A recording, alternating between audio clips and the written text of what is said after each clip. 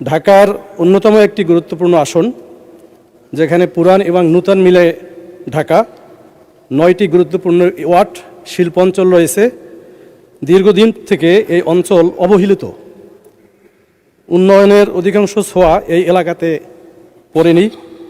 উপরন্তু এখন বিগত ফ্যাসিস্ট আমল থেকেই, অর্থাৎ বিগত 3 বছর থেকে সংসদীয় এলাকার প্রায় 80% এলাকাতে গ্যাসের চরম সংকট, জনগণ ভোগান্তিতে রয়েছে, বাণিজ্যিক কার্যক্রম ব্যাহত হচ্ছে।